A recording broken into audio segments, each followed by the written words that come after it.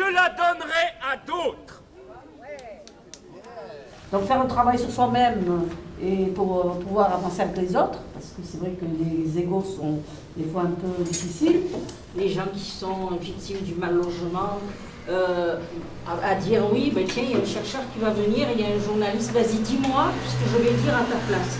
Et nous, on l'a souvent rencontré aussi parfois au sein de notre collectif. Des gens qui prennent la parole lorsqu'on avait les témoins qui étaient là. Et pourquoi tu parles? Ils peuvent parler avec leurs mots, avec leurs trucs, mais leur expérience, ils peuvent la relater. Personne ne peut parler pour eux. C'est ceux qui vivent 24 heures sur 24 et 365 jours. Ça ne veut pas dire que les personnes qui sont de l'extérieur ne peuvent porter leur expertise, mais c'est comment ils mènent leur expertise avec nous. Un effort collectif en fait. Et il faut qu'on fasse un travail sur nous-mêmes, parce que moi aussi j'ai des a priori sur certaines personnes, ils en ont sur moi. Et comment on fait pour travailler quand on prend beaucoup de place? Moi je prends énormément de place. Ah bon? Je me fais violence. Ouais. Je me fais violence pour laisser la place, parce que c'est important. Et ça on devrait se le mettre en tête, ou devant une glace quand on se maquille, les mecs quand ils se rasent, ils disent voilà, moi je prends de la place, il faut que... Et comment je les accompagne pas, mais j'ai les outils, je leur donne des choses. Et nous aujourd'hui sur les tables de quartier, c'est ce qu'on fait. Comment on fait tous ensemble pour faire corps devant l'institution, parce qu'à l'intérieur de l'institution, on nous démontre.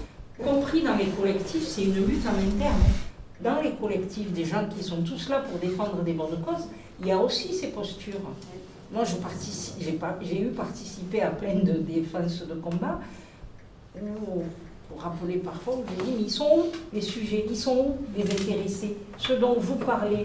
Et parfois, des gens viennent penser, mais disent, on les a mis là où ils savent, à faire ce qu'ils savent faire. Et quand je leur dis, alors vas-y, résume, je peux regarder. Et souvent, on les met dans des tâches à l'accueil, dans la bouffe, d'organiser les groupes, hein, la sécurité. C'est très profond quand même. C'est très profond. Ouais, voilà. C'est très profond parce que c'est un combat de chaque instant, je dirais. Moi, je milite depuis que j'ai 14 ans. J'en ai 58 aujourd'hui. Et à chaque réunion, chaque organisation où on va venir d'un peu partout, ça finit toujours comme ça. La marche mondiale des femmes, on les a mis là où elles savent faire, c'est-à-dire le thé à la menthe et le couscous, les femmes des quartiers. Où on ne vient pas tout de suite penser, ah ben oui, ils peuvent écrire une note sur l'organisation aussi. Non, on a organisé, puis tiens, il y a les courses à faire, il y a l'accueil, il y a la sécu, il y a l'orientation, c'est pas mal. Ça vient de loin, hein. On a l'institution en face, mais à l'intérieur, y compris chez les gens qui veulent bien faire. Voilà, la décolonisation.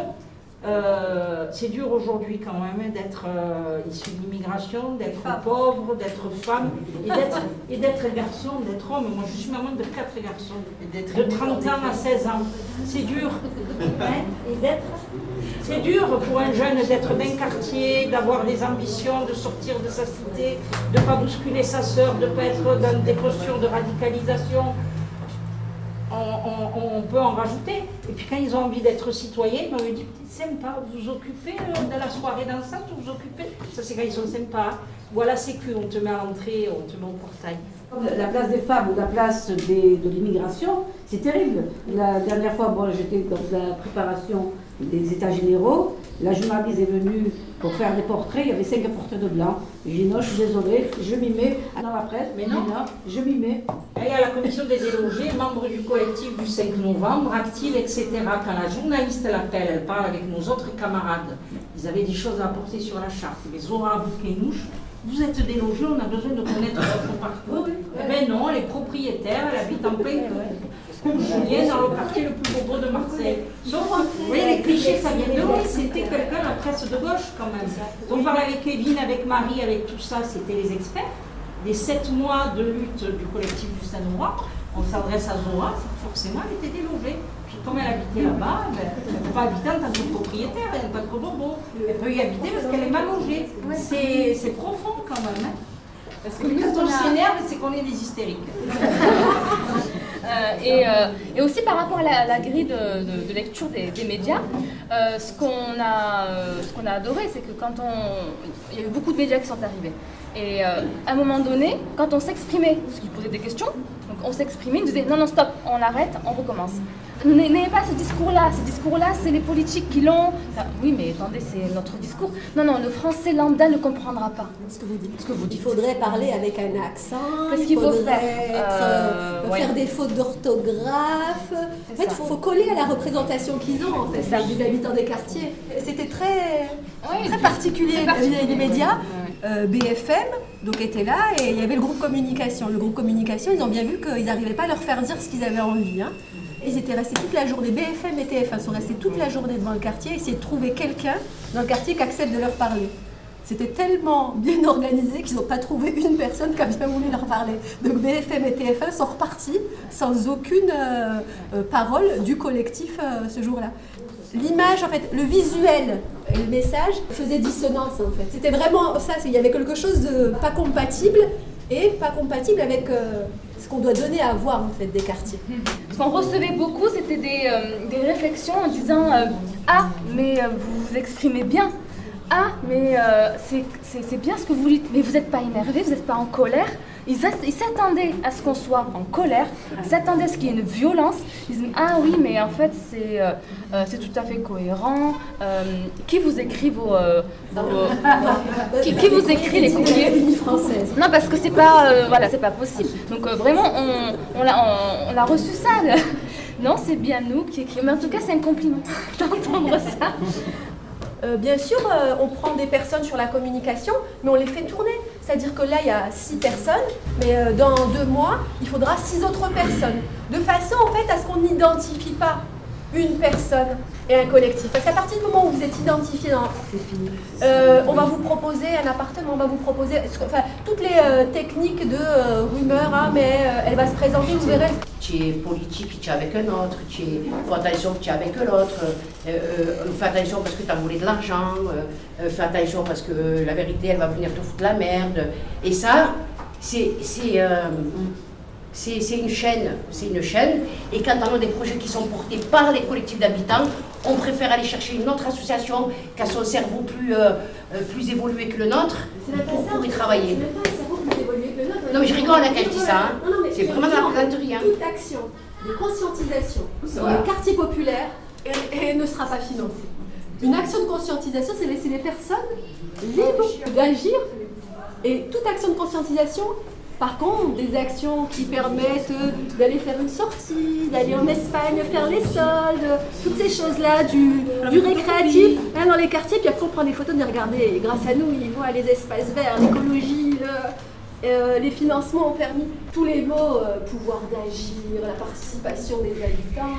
Sauf que derrière, en fait... Il y a des murs, voilà. Ça me rappelle une phrase, je crois que c'est de Nelson Mandela, ce qui se fait sans nous, se fait contre nous.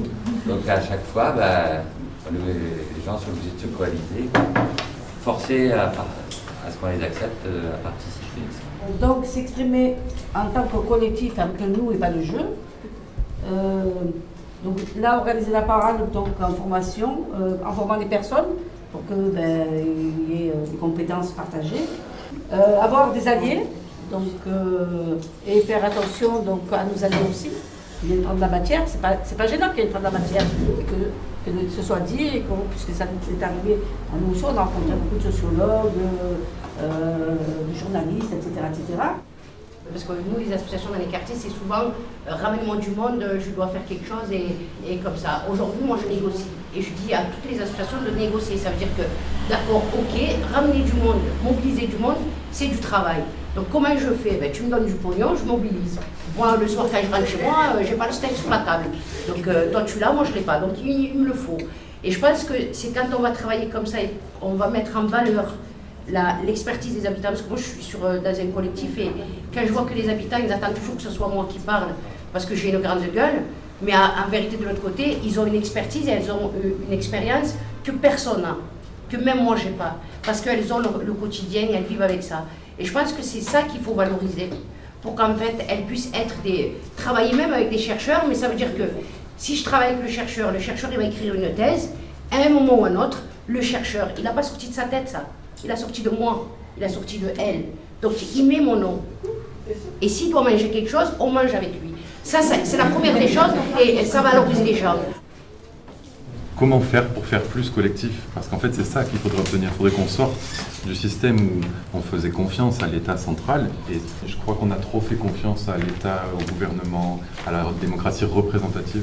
Ce que vous décrivez là, c'est rien d'autre que de la démocratie, en fait.